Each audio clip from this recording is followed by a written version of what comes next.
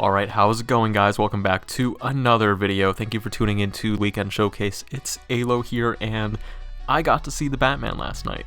And I am so excited to just kind of sit back down, make this a really casual video, although it will be filled with spoilers, so if you haven't already, I don't know why you're watching this, but if you have, come sit down with me. I'm assuming if you're watching this, you're a connoisseur of really good art and taste in films and comics. So let's sit down, let's unpack what the Batman really had in store for us. So off the bat, guys, like I said, this is going to be really casual. Just sit back and we're going to relax and talk about this movie as if you saw it already. I'm really impressed, man, and that's coming from the background knowledge that there was just so many different production hurdles that the production had to go through, specifically Matt Reeves, Robert Pattinson getting COVID, the team getting COVID. I think at one point there were rumors saying that at one point Matt Reeves was directing them via an earpiece, and they were standing like way far away from like everyone else to make physical contact. And man, just hearing that, like just knowing that preliminary like knowledge, it's really insane because this movie is really well made.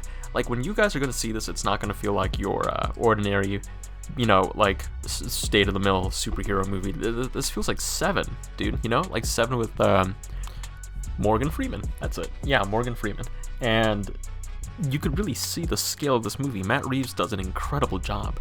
And if you haven't seen anything else by Matt Reeves, I suggest his Apes trilogy with Rise and the other two, and by all means, they are so incredibly well made. He does a really good job envisioning these very grand stylistic characters in pop culture and really grounding them to a reality that is, you know, still grounded to like a sense, like it makes sense to like our reality and theirs, but there's a fantastical element to them, like the story of the Apes trilogy, his Batman, which I assume is going to end up being a trilogy as well because we have the Penguin coming out soon and a few other spin-offs revolving around the Gotham Police and so on. But overall, guys, we're here to talk about the Batman. I'm really excited, dude, because it's such a good movie. There's so many great, well-made scenes in this film. Like right off the bat, the film starts off with that really cool scene that we've been seeing in almost all the trailers, where it's you know, Batman coming out of the shadows and beating up those goons with the makeup, and they kind of look like Joker thugs.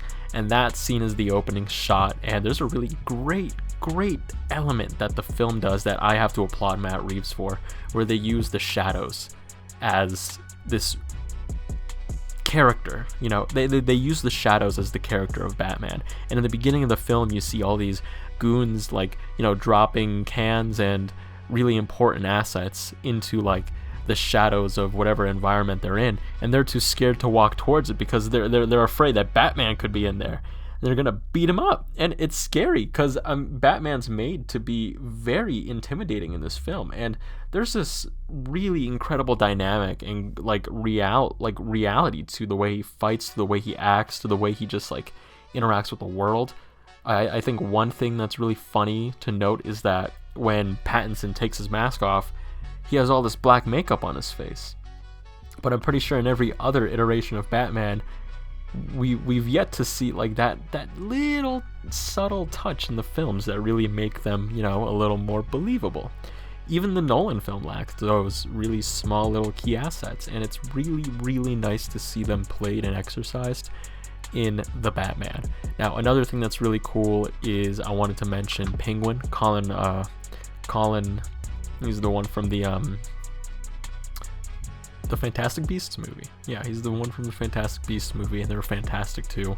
Like, they're incredible, and I think his acting is really like just well done. But I feel like he hasn't had like the pedestal that is this role, the Penguin. I feel like now he's gonna be so heavily focused on, because now he's going to be attached to the HBO show coming out, which is going to be really cool to see HBO go unhinged with his Penguin.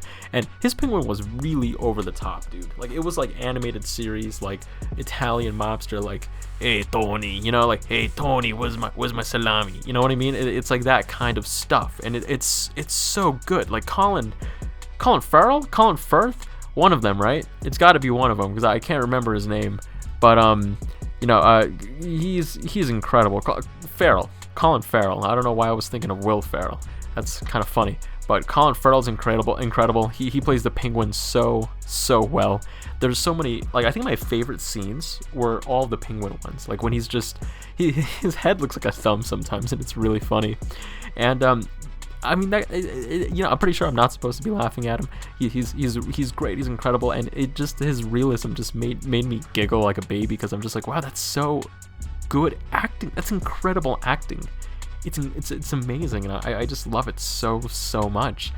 But other points of levity in the film can be done from just Riddler's little riddles. I got a chuckle or two when in the beginning of the film, when there was a riddle and he pulls out the thumb under the car and it was a thumb drive, haha. Or one of my favorite moments in the film was actually later towards the end, where they actually arrest Riddler, Edward Nygma, or Edward, whatever his other name was, his pseudonym in the film. But they arrest him in the cafe, and the cops pull out his wallet, and there's 2 IDs, and they're like, "Which one are you?" And he's like, "You tell me." that one got me. I like that one a lot. That was a really well-timed joke. Builds a lot of characters in too. Like, I really enjoyed his, unhinged, like, psychopathic movements and little mannerism, like little spurts that he has. Like when Batman tells him, like, no, you're crazy, you're ill, like mentally ill. And he kind of stands up from his chair across from the glass in the prison in Arkham Asylum, and he's just like, no, this isn't going the way I planned. And he's just like moaning. He's just like, in the corner. Like, it's really interestingly done, and I really like it, because there's like I feel like I was more afraid of Riddler here than I was, I think, Heath Ledger's Joker. And I know that's going to be a really hot take, but keep in mind, I also don't think The Dark Knight is like one of the best movies ever made. I'm a Batman Begins type of guy, but look, these are all great Batman movies, right? Like, they're all good, all right? We can all agree on them, all right? If you're in this channel, you have great taste, and we are mature enough to acknowledge that these are all like alpha level movie choices. But I'll be honest, guys, the Batman by Matt Reeves was pretty dang up. It was pretty crazy. It was pretty crazy. Riddler was amazing. Batman was amazing. I really liked the, it starts strong, all right? Like, let's just start there. It starts really strong. Like, the first opening 30 minutes are incredible. I think the opening shot has, there's this really cool scene where you're just kind of staring down at, like, a really expensive, like, castle, like, mansion down at a really expensive family, and the movie kind of, like, makes you feel like it's, you're kind of staring down at the Waynes. But, it subverts your expectations. It's not that at all. It's actually a politician of some sorts. I don't remember. I think it was the mayor of, no, I don't think it was the mayor. Well, it was a really important politician, and we're closing in on him, and one of the opening shots is this wide shot of the politician moving from his spot where he was just kind of stagnant from, and right behind him is the Riddler standing motionless, and the TVs are making his eyes glow, and he has, like, this comic, like, Alex Moore type of look to him, and he's just irradiating in like in the darkness with like the military green outfit and military face mask that he's wearing, and it's scary, man. It's really scary. And the film starts strong, dude. They even make Batman's entrance scary, which I touched on earlier with the goons in the clown makeup. But it's incredible. The fighting feels raw. Batman gets shot a lot. I'm actually really surprised with how many times Batman gets shot, sometimes from point blank. If you guys remember in the ending scene where he gets shot from the double barrel, gets flown back, and then he uses what I presume is venom, like Bane venom. He pulls out like this green canister when he gets shot really badly, and he injects himself with it, and he kind of just stands up and goes, "Ah!" And he pulls himself up, and he just kind of runs towards a Riddler goon. It's a good movie, man. It feels like I'm watching the Batman 2022 by Matt Reeves. Feels like I'm watching a Batman Arkham film that isn't in the canon. It feels incredible. I know he has interest in possibly doing a Mr. Freeze exploration in the sequel. Unofficial, but I believe him. I think it's incredible, dude. Mr. Freeze was one of the highlights of the Arkham games, and this movie feels and bleeds Arkham. So I hope we are able to transition into a little bit more of the, sci-fi, supernatural stuff that the Batman could explore, but I do enjoy its grounded realism, and I hope that they could find a happy medium of that. If not, maybe, you know, stray away from it and find elements that they could pluck from to add to the sequels, because I had a really fun time with this. I liked when the movie was as over the top as possible. I liked Penguin screaming, screeching, looking towards the heavens, and, you know, like his ring, his mobster ring, he was like everything. I liked it. I wanted all more. I wanted amplified, you know, like 2 or 3 times more. And I'm excited to see what other characters in the roster appear in the sequels, because we got a lot of characters here. Like, this is a full roster, and I'm happy we were able to explore different people. I didn't even know Carmine Falcone was in this movie, man. Yeah, plot twist, right? Carmine Falcone is in this movie. I had no idea, and he is played so well. I liked that the Batman, like this movie, got me to explore a variety of characters, and they all played their own purpose. Because Penguin wasn't a side character, but he was also not a background character. Like, he was like in and out, and it made sense, right? It made sense.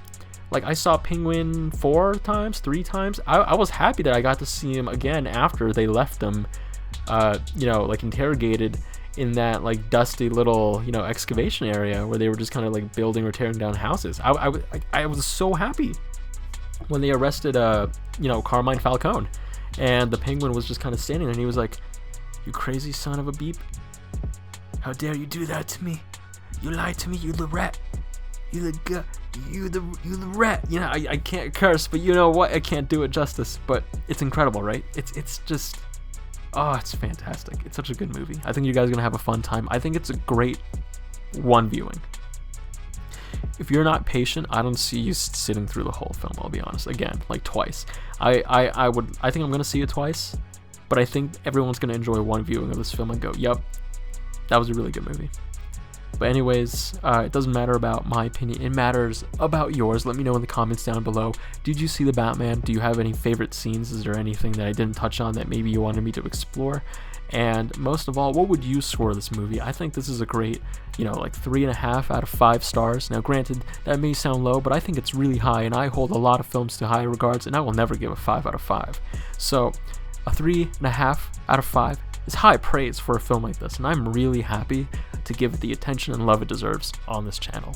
But let me know what you guys think. Thank you for tuning in, and as always, follow us on Weekend Showcase on Instagram, Twitter, and TikTok, and don't forget to hit the subscribe button and the bell icon below to get more movie reviews, game conversations, and overall weird news topics that we could cover. Guys, I'm really excited to kick off the rest of the year with you guys, and I'm hoping to see the rest of you in future videos. Thank you, and bye-bye.